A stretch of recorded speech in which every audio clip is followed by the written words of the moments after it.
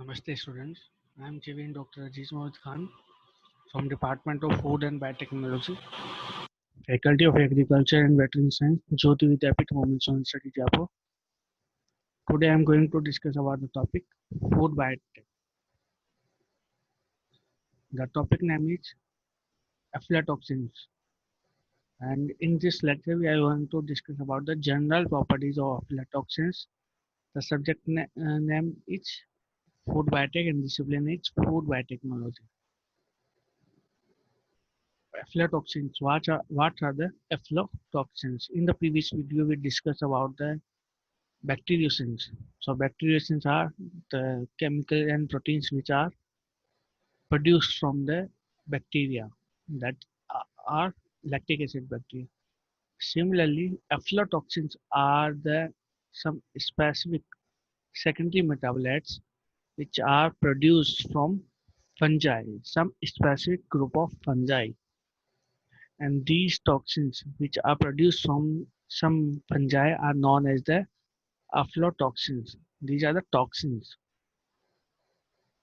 Okay, so as the name indicates, toxins cannot be beneficial. Okay, these toxins cannot be beneficial for the food and cannot be beneficial for the humans. Okay, so which are the fungi which are involved in the production of aflatoxins? Aspergillus flavus, Aspergillus parasiticus, and Aspergillus nomimus. Okay, these are the fungi which are involved in the production of these aflatoxins. These aflatoxins are toxic and are potentially carcinogenic. They can be involved in the causing cancer. Okay, aflatoxins are first identified in 1961 in animal feed and contaminated by Aspergillus parasiticus. Okay, so the first aflatoxins was isolated from Aspergillus parasiticus.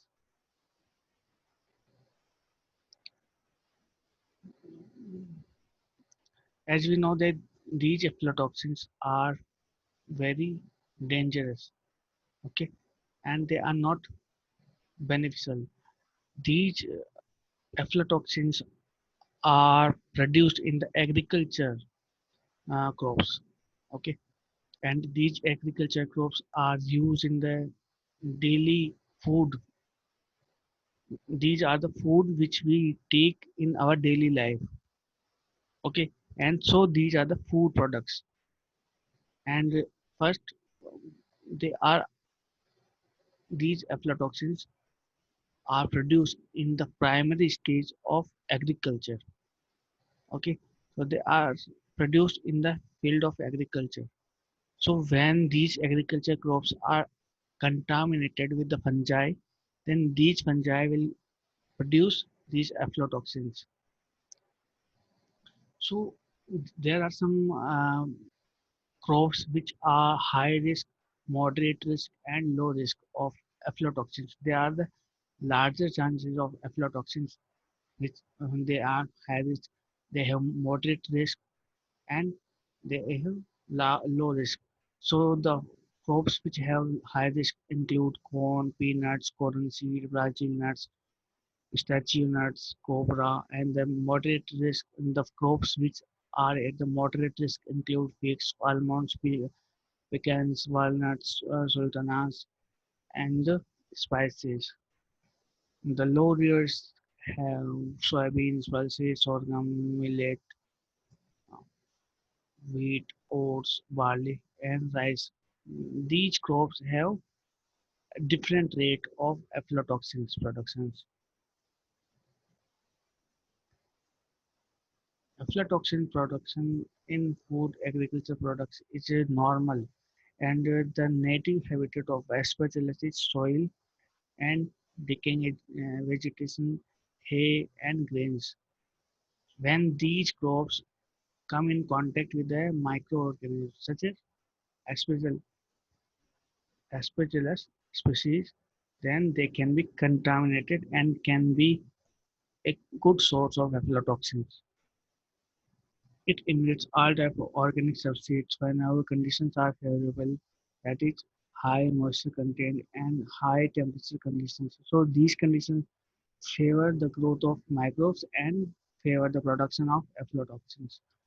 Major determining factor in mold infestation and toxin production is water stress. Water stress means there is a low water content in the field and the crops. High temperature, when the temperature is high and the insect damage the crops, the poor fertility of the soil, high crop densities, when the crop production is more, okay, the weed competition, when the weed compete with the agriculture products. So these are the possible reasons for the uh, aflatoxin production in the agriculture crop. Two stages can be considered for the aflatoxin production. The first is pre-harvestation, in which we did not harvest the crops. In these conditions, which are the factors which favor the aflatoxin production? The temperature, prolonged drought conditions, high insect activity, and when the crop is harvested, then what are the conditions which favor the aflatoxin production? Same thing. The first is higher temperature and high humidity. Both of these conditions can be a possible reason for the aflatoxins production from the fungi. What is the root of aflatoxin production and how this route can pass through the consumers? Okay, in the farming industry, that is the most important natural toxin source. Okay, the toxins are produced in the first stage, that is the farming, that is the in agriculture fields, and we have already discussed the possible regions of the farming, that these are the regions which led to the development of the toxins. Okay,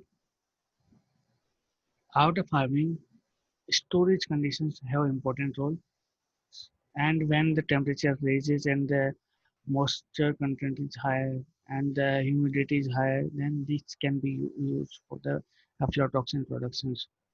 And pH, heat also raised in the processing step, they can be used for the aflatoxin production.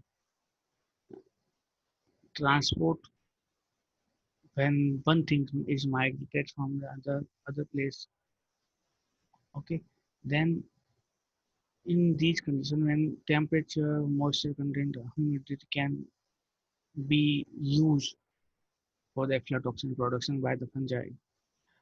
And after this storage, these after these steps, these aflatoxins can be transported to the consumer. Okay, so this is the path of aflatoxins productions and path of aflatoxins movement to the consumer.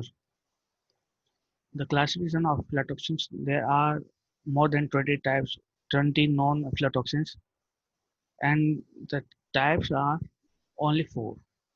Okay, aflatoxin B1, that is AFT B1, B2 AFT B2, G1 AFT G1, and aflatoxin G2.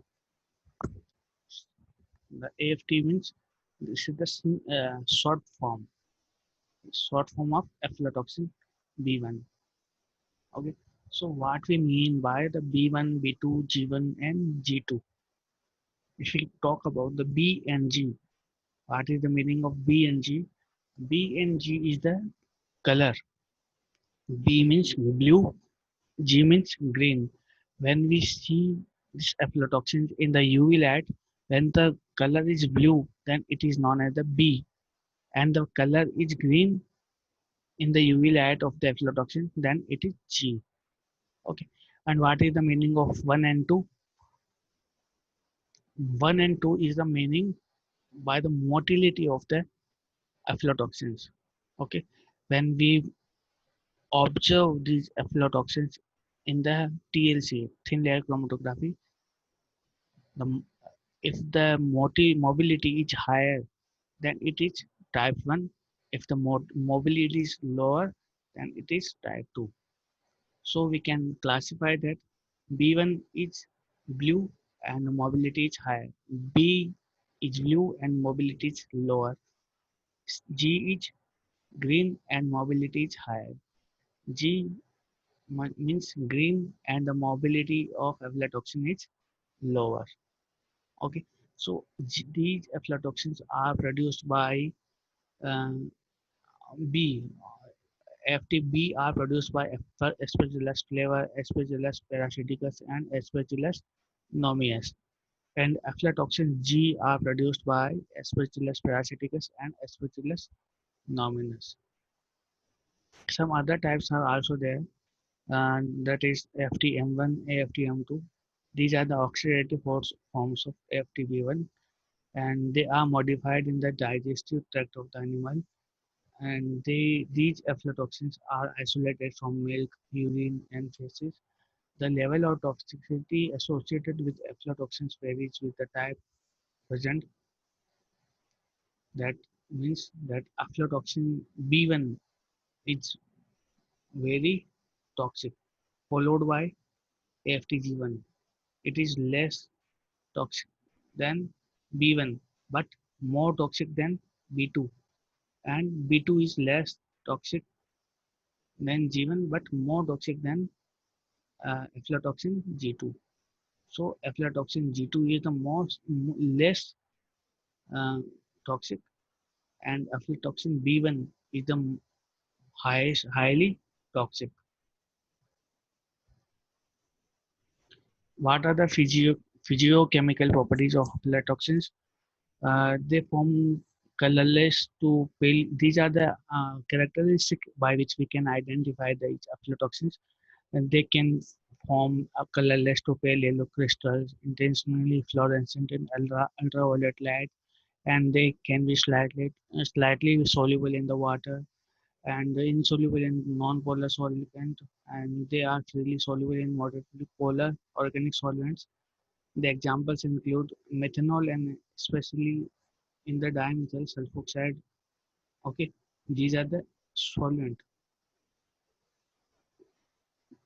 In the upcoming video lecture, we are going to discuss about the biosynthesis of aflatoxin. So our lecture is over here. Thank you very much.